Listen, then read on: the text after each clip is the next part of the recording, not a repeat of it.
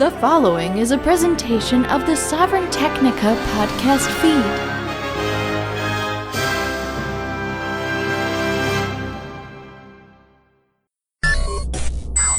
There is Only One Universe by Dr. Brian Sovryn from the Spirituality section of the Sovryn Technica newsletter, issue 18.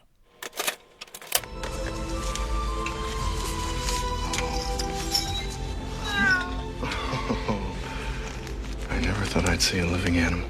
His name's Schrodinger. It's kind of a joke, really. His name, that is. Schrodinger's cat. Oh? Right. Well, see, there was an Earth physicist by the name of Erwin Schrodinger. He had this theoretical experiment. Put a cat in a box, add a can of poison gas activated by the decay of a radioactive atom, and close the box.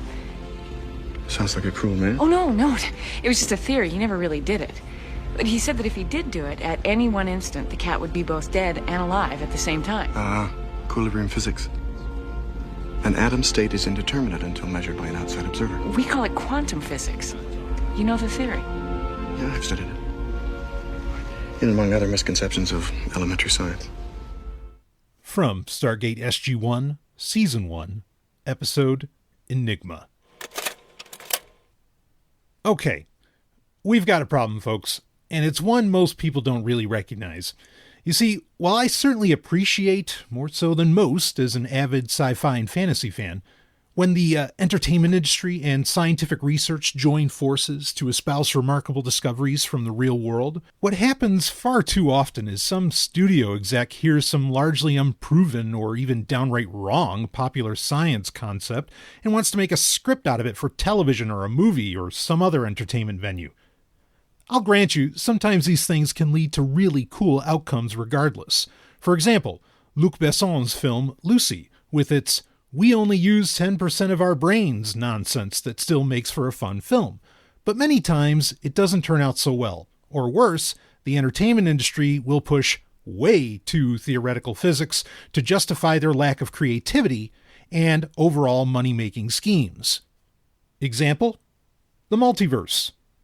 This is perhaps the most egregious use of science in the entertainment industry today, and it's generally used to explain away contradictions in story or how you can make a bigger franchise. It really comes down to justifying creative laziness on the part of the writer, exec, artist, etc. Comic book companies, like Marvel and DC, are far and away the most criminal in this use of multiverse, but even 40 years ago, the likes of DC knew this was a problem and a creative mess. This is why they pulled off one of the greatest coups in comic book history, Crisis on Infinite Earths, unifying all of their characters into one continuity, an act of pure brilliance. So where does this idea of the multiverse come from, and what does it have to do with spirituality? We'll get into the spirituality part shortly, but to understand where the concept of the multiverse comes from, at least as it is accepted today, we have to go to the classic hypothetical experiment of Schrodinger's cat. This theory is so popular, most people without nearly any other knowledge in physics know it well, so I'm not going to go back over it here in detail.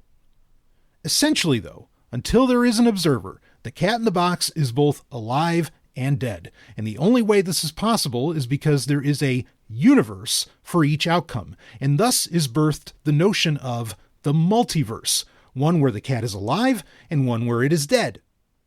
This was devised through the part and parcel experiment, the double slit experiment, that when light is blasted through two slits onto a wall, light can take the form of either a particle or a wave.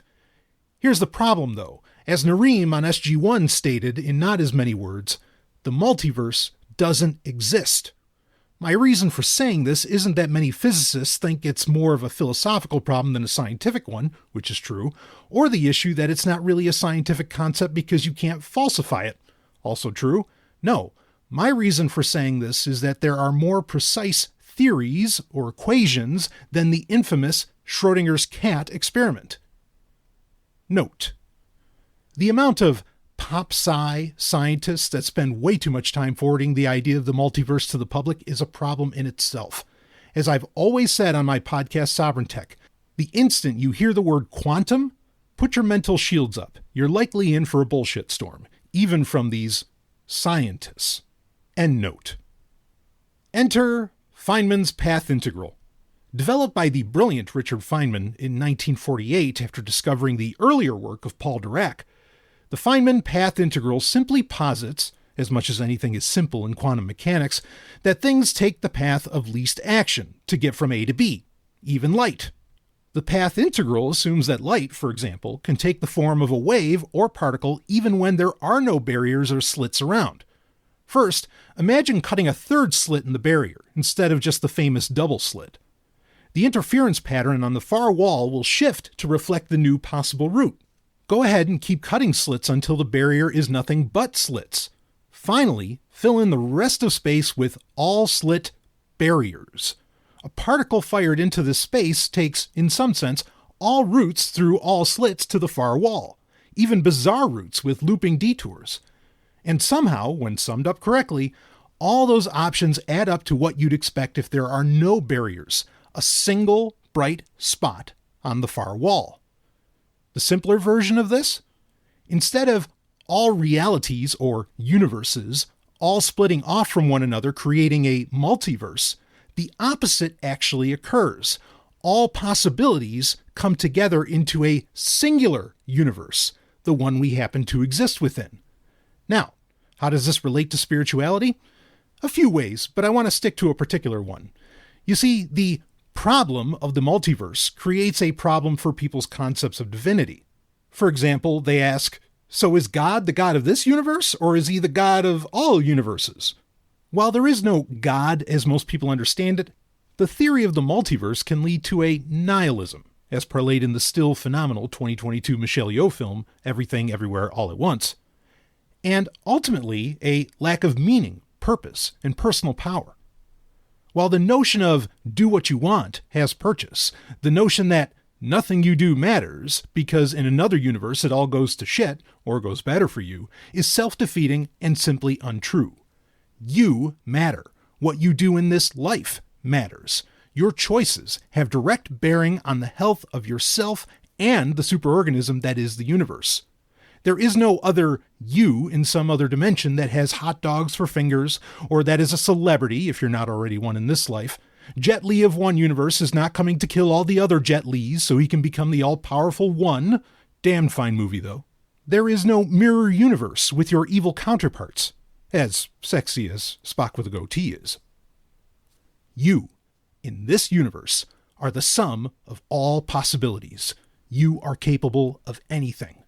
Thou art God. Now, go out there and do what you want.